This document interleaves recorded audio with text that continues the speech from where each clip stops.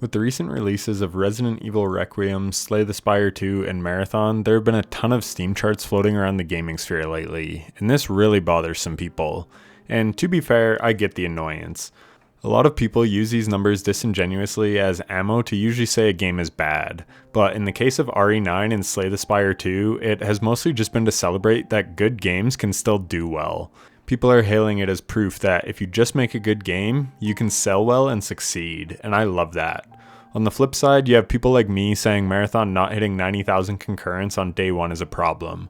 But in that video, I give context around the numbers by comparing it to how past Destiny expansions performed and showing that even with player counts over 3 times as high, Bungie still had to lay off staff. It seems to me that the real issue people have is when the numbers don't line up with their narrative for a game. They want a game to fail, but it gets huge player numbers. Game's still shit, people just like to play slop. Game they love doesn't hit super high numbers. Doesn't matter, most of the player base is on console anyways, and you're stupid for ever thinking Steam numbers mean anything. I saw posts from people giddy with excitement the day before Marathon launched to point the numbers in the doubter's face, only for them to turn around and say that the numbers don't mean shit when they were lower than they wanted. The truth is, these data points can provide a lot of context, as I spoke about in my recent video, and I will always advocate for transparent information. I think it's super important to have access to this data so that big gaming companies can't push false narratives onto their consumers. By and large, I think the existence of Steam charts is more positive than negative, but there is no doubt that they can be weaponized. And again, this bothers people, often rightly so, because tons of people just use it to push a narrative instead of dissecting what it actually means. But by far, the worst thing about Steam numbers is that they are just a metric to show how many people are playing a game. They are not a direct measure of a game's quality, not by a long shot. For proof, you need to just look at the video game sales charts every year. Call of Duty, college football, NBA 2K, Madden football. Call of Duty is often the highest selling video game every single year in North America. A game franchise that has been devoid of love and passion for over a decade and is simply a cash cow that Activision uses to push microtransactions. They don't give a shit if the game is good, just as long as the weapon skins are. It is genuinely embarrassing that this game sells so well because it is legitimately just not a good game. But a lot of people buy it, so it has to be good, right? No. Folks, today is a lesson that I've been wanting to talk about for a long time. Metrics do not equal quality. Are MrBeast's YouTube videos the best videos ever made simply because they have the most views? Absolutely not. Taylor Swift selling the most records because she sells 20 versions of the same album. That is manipulation, not quality music composition. Just as MrBeast knows how to manipulate the YouTube algorithm. Jump cuts every 3 seconds, make the title and thumbnail as eye-catching and clickable as possible. Credit where it's due, he is good at what he wants to do, which is get the most views on every video. But does that mean the quality is worth a damn? No. Let's use my channel for example. My highest viewed video has over 400,000 views, and it is just me showing a route to deliver a package in Hollow Knight Silksong. That video probably took me an hour start to finish. I've made videos where I put weeks, if not months of effort into them, only to get less than 10,000 views.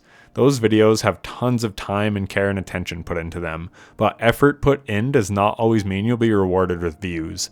I love a creator by the name of Fallout Plays, and he does a 50 game series, and the writing and jokes in those videos is incredible, and the time it takes to just play 50 games of anything is immense. So it's naturally disappointing when they don't get the viewership that they should. But this is just the reality of YouTube.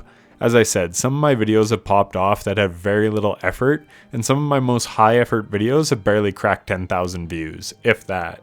So now let's bring it back to the topic at hand. Sadly, some people think that if a game has a lower player population that it sucks. Well, I've heard nothing but positive things about the game in the finals. While writing this video, it is seeing about 5 to 15,000 players on any given day on Steam. But every single person that plays that game swears by it and loves it. Halo Infinite's numbers are far worse, but people that play that game still said it really improved by the end. Yet when it released, it had over 250,000 players, despite being an objectively worse game at launch than it is today.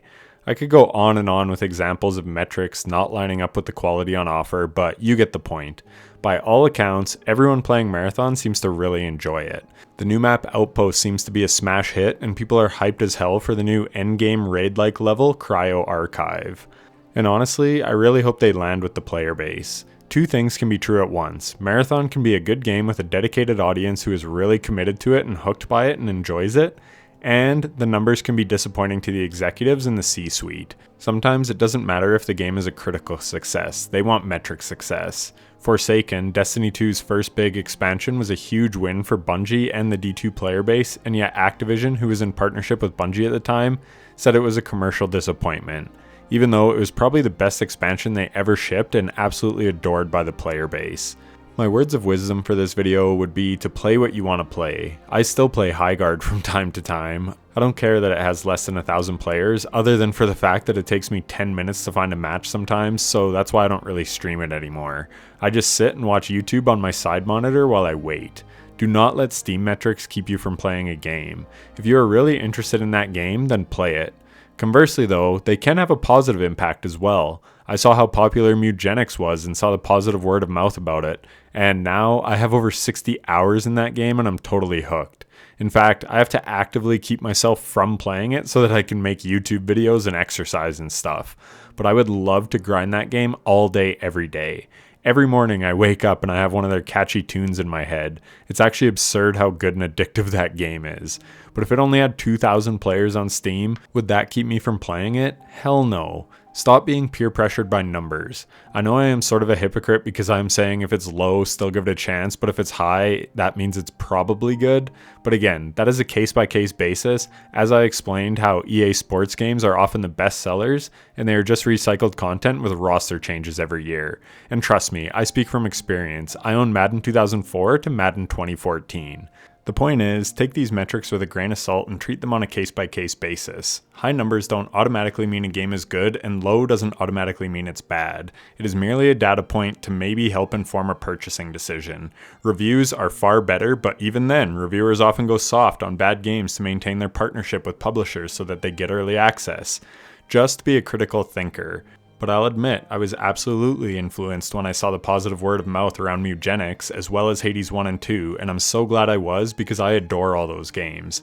And honestly, I probably never would have stumbled onto them if it wasn't for the discourse around their metric success. That was the initial catalyst for me to dig a little deeper on those games and watch some gameplay and decide if I wanted to jump in. And with Mutagenics specifically, that type of game doesn't even appeal to me on paper, and yet I'm absolutely in love with it. Similarly to how many people didn't think they were into extraction shooters until Arc Raiders hooked them. Great games can transcend their genres and appeal to a wide player base for one reason, because they're truly great games. I'll be playing the Witcher series for the first time sometime this year, but games like that are not really my cup of tea, but we'll see how it goes.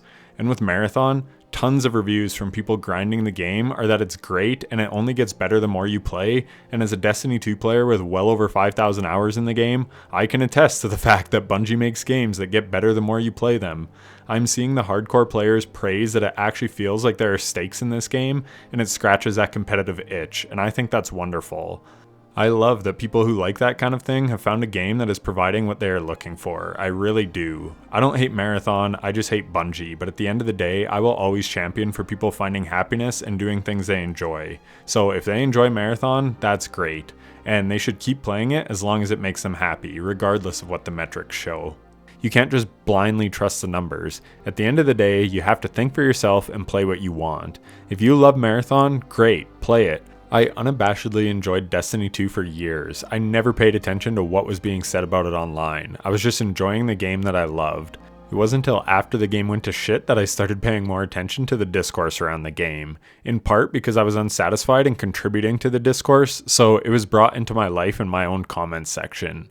But if you are happy playing D2, then you do you. You don't need to justify it to anyone. Do what makes you happy. For me, the game was unbearable from a technical perspective, so calling it out is what made me happy. And now I play tons of other games that I enjoy immensely. Roguelikes have taken over my life for the past 6 months, from Hades 1 and 2 to Mutagenics, and I never would have found those games if not for moving on from a game that was no longer scratching that itch for me. I have loved seeing all the clips on Twitter of people from the Destiny community breaking the game in Marathon because they're just cracked gamers. I've always had nothing but love for the community and my fellow creators, and I'm glad they're just playing a new game that has piqued their interest. Do I think it sucks that Bungie takes advantage of their loyalty and treats them like shit? Absolutely I do, but if they are fine with it and enjoying their product, then I guess it doesn't really matter. And back to the metrics thing for a sec, how many movies win awards like the Oscars that are pretty shitty shows? Hell, Last of Us Part 2 is one of the most awarded games ever made, and I hated that game. It having lots of awards isn't going to make me love it. Conversely, movies like Billy Madison or Tremors are looked down upon as being shit movies, but I do not care. I enjoy them and I won't apologize for it. You can just like what you like, screw what the numbers say. Anyways, that's it for the video. I mostly just wanted to talk about how you shouldn't get so caught up in the discussion around games if it makes you not want to play them. I've never been one for peer pressure, and I've always just done what makes me happy, and my life has been great as a result. If more people did that, the world would be a better place. So play what you want to play. You don't have to defend your actions to me or anyone else. As long as you're genuinely happy and enjoying yourself, then that's what matters. Take care.